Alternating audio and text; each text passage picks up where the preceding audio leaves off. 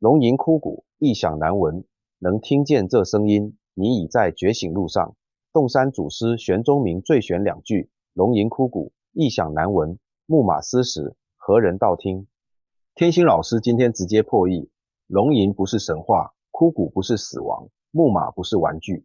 龙吟是大道的声音，觉醒的法音；枯骨是远离妄念，不动摇的清净本心。木马是你的人生觉醒的载体，嘶鸣是真阳升起、本心开显的声音。为什么大多数人听不见？因为心乱、念杂，被无明遮住。唯有心进到极处的人，才能听见这来自深处的觉醒之音。本篇更引用张子阳悟真篇吕祖师诀，庄子心法一次把禅宗丹道的核心密意讲透。继续往下看，你会听见属于自己的龙吟。当然，最秘密无法可说的心法实际修炼方法，请来中华金丹协会的演讲，听听天心老师如何说，如何做。继续了龙吟，在道家和禅宗中都是法音的象徵，是大道的声音，是觉醒的声音。龙为万兽之首，象指着至高无上的大道。在古老的典籍《易经》里，龙是纯阳的象徵，是圆满乾卦的图腾。龙吟之声悠远而庄严，能穿越无明的阻障，能唤醒沉睡的佛性。枯骨，天心老师要告诉你们，枯是远离尘嚣，远离妄念；骨是乾卦，是道家易经乾卦的象徵，是刚健、清净、不动摇的本心。枯骨就是指远离妄念，保持本心的修行者，也是指那些被无明掩埋却依然蕴含着佛性的人。异响难闻，就是说这大道的龙吟之声，这觉醒的声音是彼岸的呼唤，虽然时时存在，却很少有人能听到。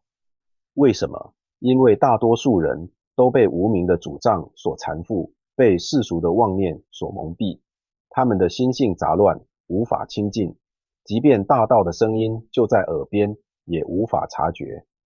天心老师要告诉你们，只有那些放下妄念，清净本心，勤于修行的人，才能听到这龙吟之声，才能感受到大道的召唤，才能从无明中觉醒，才能到达彼岸。这里，天心老师要引用张子阳祖师在悟真篇的句子：月才天际半轮明，早有龙吟虎啸声，便好用功修28，一时辰内管丹尘。天心老师要告诉你们，这句诗语龙吟枯骨，异响难闻，可谓相得益彰。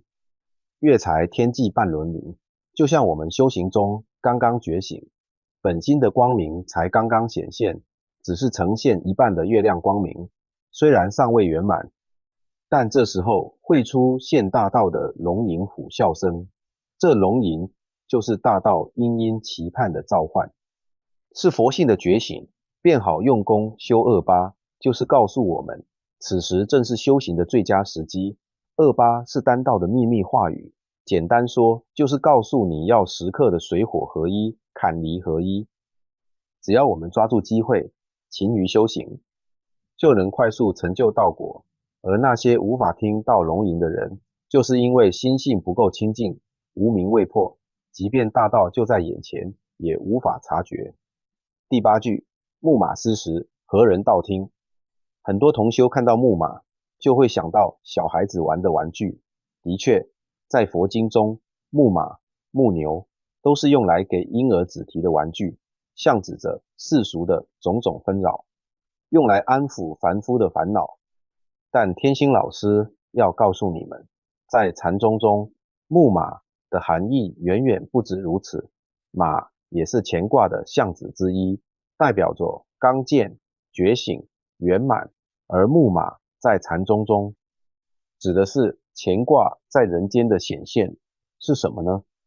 是我们的人生，也是大地万象，都是木马，都是傀儡，但却不自知。一旦你知晓了，心中的觉性才有机会开始生发。注意，仅是有机会，不是说你已证得。人生是万物之灵，是修行的最好载体，就像木马一样，本来是没有生命的，但当修行者觉醒之后，当我们的本心得以显现之后，这个木马就有了生命，就能发出嘶鸣。这嘶鸣就是象指觉醒的声音。在丹道里，声音是隐喻对金的响亮之声音出现，而对金之卦象里面藏着真金，就是你的真阳升起了，也就是你能听见大道的声音，亲证大道的光明。这就是觉醒的印证。而何人道听，就是说，当这木马嘶鸣，当觉醒的声音响起时，有谁能听到呢？大多数人依然沉迷于世俗的妄念，依然处在无明之中，即便觉醒的声音就在身边，也无法察觉。只有那些真正觉醒、真正修行到位的人，才能听到这份来自本心的声音。正如天心老师引用庄子人间世所说：夫道不欲杂，杂则多，多则扰，扰则忧，忧则不救。那些心杂念多的人，永远无法听到觉醒的声音。只有心无杂念、亲近本心的人，才能与大道同频，才能听到木马之诗。这里，天心老师要引用吕纯杨祖师的诗句：龙又吟，虎又啸，风云际会，黄婆叫，火中姹女正含娇，回观水底婴儿俏。天心老师要告诉你们，这里的龙吟虎啸与木马嘶鸣是同一个道理，都是觉醒的声音，都是大道的召唤。火中姹女、水底婴儿都是道家修炼中的意象，分别代表着坎离与水火。当真因真阳相会，当修行者达到觉醒的境界，就会听到龙吟虎啸，就会感受到大道的存在。而这份声音，只有真正修行到位的人才能听到，世俗之人永远无法体会。这正是木马嘶时，何人道听的深意。还有更多隐藏的深意，天心老师无法在网络公开说明。比如，真正修行里，一句话的心法是什么？水火修炼是什么？颠倒颠逆成仙是什么？体内龙虎在何处？这看似复杂，其实都只是不明白者的困惑。对于已经带领100位学生证得金丹的天心老师，很想让你们都能在此都能知晓，但碍于祖训，也明白免费的大家不会珍惜，只会让你错过这一生。真正与道合一，真正的大彻大悟，可以亲手拿着金色菠萝花，遇见燃灯古佛。我们若能现场见面了再说，下次再见了。我是天心，教你修道放光明。